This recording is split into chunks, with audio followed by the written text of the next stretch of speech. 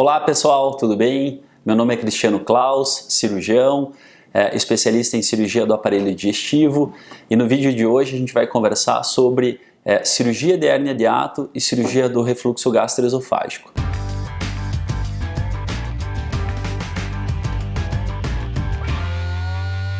Em primeiro lugar, é importante enfatizar que o sintoma típico de pacientes que têm refluxo gastroesofágico é, como o próprio nome diz, o ácido do estômago que acaba voltando para dentro do esôfago.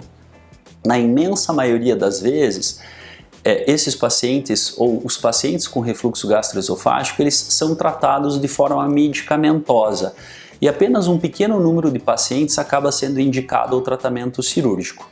O tratamento cirúrgico basicamente é recomendado para aqueles pacientes que têm uma doença mais intensa, uma doença mais severa, uma doença mais frequente, que faz com que o paciente fique dependente do uso da medicação. Então, se você é um paciente que faz uso esporádico dos remédios para refluxo, para acidez, por exemplo, um tratamento de uma semana, um mês ao ano, essa é a melhor forma de continuar fazendo o seu tratamento. Entretanto, se você começou a ficar dependente do uso das medicações e quer evitar essa necessidade, ou se mesmo com as medicações tem ainda assim alguns sintomas que te incomodam, é nessa situação que a gente vai considerar o tratamento cirúrgico. A principal causa de refluxo gastroesofágico é a presença de uma hérnia de hiato. Mas lembre-se bem, se porventura você fez uma endoscopia e a endoscopia não mostrou a hérnia de hiato, isso não exclui a possibilidade de que você tenha o refluxo. Na verdade, o que acontece? Na transição do esôfago para o estômago, existe um esfíncter que a gente chama do esfíncter esofágico inferior, que ele funciona como uma válvula para impedir que o ácido presente dentro do estômago volte para dentro do esôfago. Nos pacientes que têm esse esfíncter ou essa válvula frouxa, a gente chama hipotônico, que é o que acontece na maioria dos pacientes com hérnia de hiato. Veja só, o que acontece na hérnia de hiato? Essa transição, essa válvula que fica dentro do abdômen, onde a pressão é positiva, essa válvula, essa região do corpo, da transição esôfago-gástrica, ela acaba subindo para dentro do tórax. E dentro do tórax a pressão é negativa, o que faz com que essa válvula não funcione direito em combater o ácido ou em combater o refluxo do ácido de dentro do estômago para dentro do esôfago. E isso acaba fazendo com que esses pacientes tenham o sintoma da queimação. Essa condição, ainda que seja uma condição anatômica, como eu comentei, não necessariamente precisa ser submetida ao tratamento cirúrgico, porque muitos pacientes acabam convivendo bem com as opções do tratamento clínico. Lembrando de algumas situações que tendem a piorar os sintomas do refluxo gastroesofágico. Então, pacientes que estão acima do peso, pacientes que fazem a ingesta excessiva de café e derivados, pacientes que fazem ingesta excessiva de chocolate, achocolatados e derivados, pacientes que fazem, que fumam, o ato do tabagismo. E também as bebidas alcoólicas, em especial o vinho, tendem a piorar os sintomas de refluxo.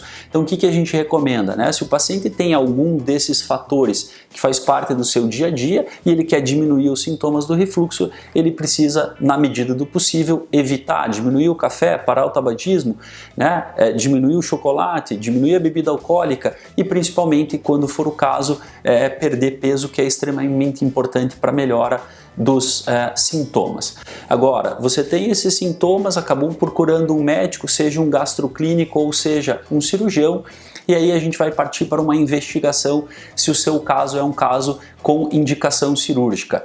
Lembrando bem, a cirurgia da hérnia de hiato é uma cirurgia que ela sempre vai ter um preço a se pagar, ela sempre vai trazer algumas sequelas. E é fundamental que nos dias atuais a gente faça uma investigação bastante adequada e completa para caracterizar e documentar que você, paciente, tem uma doença do refluxo significativa ou severa e que sim tem indicação do tratamento cirúrgico. Então hoje, além da endoscopia, a gente lança a mão de alguns exames que são mais específicos para que a gente possa documentar e deixar bastante claro que o caso é um caso grave e severo, portanto com uma indicação cirúrgica. Como é que é feita a cirurgia da hérnia de hiato ou do refluxo gastroesofágico de uma maneira propriamente dita, né? Então hoje, aqui só lembrando dessas medidas que podem ser feitas, né, para melhorar um pouquinho a qualidade de vida dos pacientes que têm refluxo gastroesofágico, mas a cirurgia hoje do refluxo ou da hérnia de hiato, ela é realizada através das técnicas minimamente invasivas, principalmente pela via videolaparoscópica e hoje também chegando à disposição dos pacientes a possibilidade de realizar através da alternativa com a cirurgia robótica. Basicamente, o que são realizados? Então são feitas 5 pequenas incisões no abdômen, né? Então são 5 pequenos cortezinhos menores do que 1 centímetro, um deles onde o cirurgião vai entrar com uma câmera dentro do abdômen do paciente e com os demais incisões vão ser feitas as entradas dos instrumentais cirúrgicos para permitir a realização do ato propriamente dito. O que é feito durante a cirurgia da hérnia de hiato ou do refluxo gastroesofágico? Então, a primeira coisa que é feita é aqueles pacientes que têm hérnia de hiato em que a transição do estômago e do esôfago foi lá para dentro do tórax, o que a gente precisa fazer? A gente precisa puxar isso de volta para dentro do abdômen, né? Então, dissecar essa região e trazer novamente para dentro do abdômen. Uma vez que a gente fez essa primeira parte do procedimento cirúrgico, o músculo do diafragma, que é chamado do hiato esofágico, que está aberto, né, por onde permitiu a passagem do esôfago e do estômago para dentro do tórax, esse músculo é fechado conforme demonstrado aqui nessa figura. Então a gente faz 2 ou 3 pontinhos, né, para fechar o hiato esofágico, né, diminuindo a chance de que a transição do esôfago do estômago volte lá para dentro do tórax. E aí, para finalizar o procedimento cirúrgico, o cirurgião vai pegar o fundo do estômago e vai envolver ao redor do esôfago, construindo o que a gente chama de uma válvula. E aí quando a gente fala que a gente vai fazer uma válvula, alguns pacientes acham que é colocado alguma coisa artificial dentro do corpo.